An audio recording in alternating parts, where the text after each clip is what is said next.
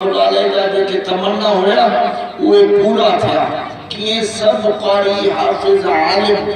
दीन की खिदमत में ऐं तहां साजी औलाद सुभाणे चोर बची वञनि जुआरी थिया न ऐं सूद खोर व्याज खाईंदड़ थियनि इहा पिटा पोतो अबे जे लाइ पर जे क़ुरान पढ़ंदड़ हुजनि दीनदार हुजनि दीन की खिदमत में यकीन मुझो कुरान ते तो उनके कब्र ते रहमत आ भेजी अब या दुआ कयो भला इते तहां जो अचण जो मकसद छा है मौलवियों तकरीर कर त पोइ वरी तहां जो वाह वाह फिराणे त टीज खड़काए छॾियो ईअं चवंदो ईअं न बाबा मौलवी जेका ॻाल्हि कर क़ुरान हदीस जी उन्हीअ ते अल्लाह तव्हां असांखे अमल करण जी तौफ़ीक़ था फरमाए अब ही हिन ॻोठ जो नालो वॾो ॻोठ चवंदा पर होॾे परते नंढो ॻोठ ही असांजो ॻोठ रईस रसूल शाह बिरोही अल्लाह उनजे कब्र ते रहमत करे अल्लाह उनजी औलाद खे दीनदार फरमाए उहो त पाण हद में गुज़ारे वियो पर हाणे असांजी अमर वेचारी मरहूमा गुज़ारे वई आहे हुन जे लाइ बि दुआ कजो ऐं हाफ़िज़ मुनीर जे लाइ बि दुआ कजो ॿियो हिते हाफ़िज़ आहे हफीज़ुल्लाह अल्हम्दुलिल्लाह बटे हाफिज़ थिया बाबा असांजे ॻोठ में जेकॾहिं को ऑफिसर खे ख़ुशि थींदा हो न ख़ुदा जो कसम हिन ॻोठ वारो खे मां चवां थो ख़ुशि थियो तव्हांजे ॻोठ में क़ुरान वारा पैदा थिया तव्हांजे अल्लाह जी रहमत ई रहमत अल्हम्दुलिल्लाह ॿार खे पढ़ाईंदो आहे ऐं मां सम्झंदो आहे हदीस आहे मन सन्न सुन्नतन हसना जेको भंडो तरीक़ो छॾे वेंदो माना मदरसो ठाहियो ऐं इहो हटो रहियो क़ुरान जा हाफ़िज़ पैदा थिया हुन मदरसे जी महिनत जंहिं उस्ताद कई उस्तादनि पढ़ायो उन्हनि जे कब्र ते रहमत ई रहमत आहे पर जेकॾहिं कोई कंहिंखे राज सेखारियो बुछड़ो कमु सेखारियो ग़लति रस्तो वठायो न ऐं उहो हिन दुनिया खां हलियो वियो पोइ हुनजो इहो ग़लति रस्तो वरितो त हुन ते अल्लाह जा अज़ाब थींदा आहिनि दुआ कयो अल्लाह तहां असांखे चङे रस्ते ते हलाए चङे रस्ते ते मौत अचे पर मां मुख़्तसर क़ुरान पाक जी हिकिड़ी आयत पढ़ी आहे फरमाईंदो अज़ाम अल्लज़ीन कफ़रू अल्लन युबअसू भला असांजे हबीब करीम सल्लल्लाहु अलैहि वसल्लम सां काफ़र जो झेड़ो कहिड़ो हुयो भला मुंहिंजी ज़ुबान सम्झो था या न मूंखे फालिज थियो आहे न पर ज़ुबान तो समझो था तकरीर कंदे कंदे जुमे के ॾींहुं मेंबर खां जीअं नथो हाँ पेर ऐं हथ कम नथा कर तव्हां वरी चवंदा बाबा हिनखे ख़ुदा वरितो आहे तव्हांजे असांजे कंहिं बि बीमार थींदो आहे न चुप कयो त अलाए हिनखे वरितो आहे दोस्तो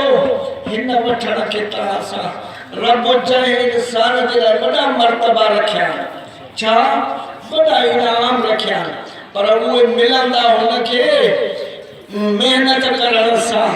अमल करण सां पर जंहिं माने में सुस्तियूं अमल जूं कोताहियूं आहिनि कमज़ोरियूं आहिनि रब हुनखे बीमारियूं ॾेई छॾींदो आहे उहो चवंदो आहे अल्लाह सब्र कंदो आहे इन ते ओ इन सब्र करण बीमार जैसा रब उहे नेमतूं उनखे ॾींदो क़यामत जे ॾींहुं मरीज़नि खे वॾा मर्तबा मिलंदा पुछा कंदा त हे काॾो फरमाए तव्हां बीमार हुयव सब्र कयो त रब जे तरफ़ां आई आहे बीमारी ऐं उहो रब ई असांजी बीमारी ख़तमु फरमाए पोइ माण्हू चवंदो आहे इहा ॻाल्हि ख़बर थिए त मुंहिंजो खल लही वञे हा मुंहिंजो गोश्त छॾिजी वञे हा हाँ इंसान त फ़ाइदे जो शौक़ीन आहे न फ़ाइदे खे जॾहिं ॾिसंदो आहे न ऐं जेके आफ़ियत जेके माना सिहतमंद जेके बीमार न थिया उहे क़यामत जे ॾींहुं तमन्ना कंदा है जेकॾहिं असांखे बीमारियूं हुजनि हाँ ईअं न चवंदो कंहिंखे पाड़े में ओड़े में को बीमार हुजे हाँ त उन्हीअ खे रब नाराज़ थियो आहे इहा अलाह जी नाराज़गी न आहे पर अल्लाह खां इहा दुआ आहे त रब असांखे बीमारियूं न रब पाण घुरो न तो सोनो नबी फरमायो आहे त तव्हां दुआ न घुरो त बीमारी अचे या इहा दुआ घुरो त दुश्मन सां मुक़ाबिलो थिए सुभाणे ख़ुदा करे काफ़िर अचनि असां लड़ायूं कयूं इहा बि दुआ न घुरो पर जे करे अचे त वरी रब खां इहा दुआ घुरो त रब इस्तिक़ामत ॾे, सब्र ॾे, काफ़िरनि सां मुक़ाबिले करण जी तौफ़ीक़ ॾे, लड़ाई करण जी तौफ़ीक़ अता फ़रमाए। अमेरिका सां कंदो न लड़ाई, हा ईअं न, ऐं जेके कादियानियुनि सां बि लड़ाई कंदा न, हालो अल्लाह ताला असांखे ईमान सी, पर पहिरीं इहा दुआ घुरो न, बीमारी में पाण दुआ न घुरो त बीमारी अचे, पर जेकॾहिं अचे त दुआ इहा घुरो त रब सब्र करण जी तौफ़ीक़ अता फ़रमाए, ऐं रब इहा बीमारी मूंखे ताक़त नाहे, ऐं पाण रब सेखारियो त इहा दुआ रब्बना वला तुहम्मिलना मा ला ताक़त लना बिह, ओ रब एॾियूं मुसीबतूं न आण जो मूंखे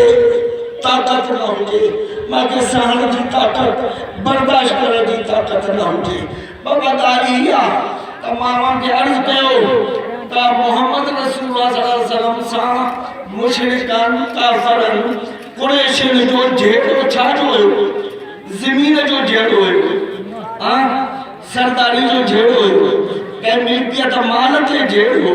त मोहम्मद रसूलुल्लाह फरमायो अल्लाह वहदहु ला शरीक, अल्लाह सां कोई शरीक न आहे, ऐं मरणो आहे, मरण खां पोइ ज़िंदगी बि अचण वारी आहे, वॾी ज़िंदगी जेका खुटण वारी आहे न आहे। तव्हां सां जो अचण जो मक़सदु इहो त उन्हीअ खे हरण जे लाइ तयारी, क़ुरान ॿुधऊं ऐं उन्हीअ ते अमल कयूं। बाबा क़ुरान में ॿ शयूं आहिनि, वमा आताकुमुर रसूल फखुज़ूहु वमा नहाकुम अन्हु फंतहू, जेको तव्हांखे रसूल जी शरीयत इजाज़त ॾेव त उहे कमु कयो, वमा नहाकुम अन्हु, जाॾो तव्हांखे रुकिजी वञे त होॾो तव्हां रुकिजी वञो। अब आहे न क़ुरान में ॿ शयूं आहिनि, फरमाए हिकिड़े शइ जो रब झलियो आहे, हिकिड़े जे लाइ हुकूमत कयो, फरमायो वला तुफ़सिदू, फसाद न कयो, झेड़ा न कयो, न कंदो न झेड़ा हिक ॿिए सां, इन्नमल मुमिनूना इख़्वा, तव्हां मुस्लमान भाई आहियो पाण सां, तव्हां जो दुश्मन केरु आहे, जेको तव्हांजे नबी ते कलमो न पढ़े, जेको तव्हांजो नबी जो गुस्ताख़ हुजे, तव्हांजो दुश्मन उहो जेको सहाबा खे गालियूं ॾे। हाँ, हिक ॿिए के दुश्मन न हैं, ये बलोच, ये पठान, ये पंजाबी, ये फिलानो, कुरान फरमातो है इन्ना खलक़नाकुम, तव्हांजो पीउ हिकु आहे, तव्हांजो अब्बो हिकु आहे, ॾाॾो हिकु आहे, तव्हांजी अमर बि हिकु आहे। हा ॻाल्हि आहे, क़ुरान फरमाए वला तुफ़सिदू, फसाद न कयो, ठीकु आहे, ऐं वला तशरिबू, शराब न पियो, जुआ न खेलो, क़ुरान में मतिलबु तव्हांजो त मां पढ़ा नथो, हा इन्नमल ख़म्रु वल मैसिरु वल अंसाब, ऐं जुआ न खेलो, ॾिसो क़ुरान चयो न, हाणे तव्हां पाण खे रोकियो, ऐं फरमायो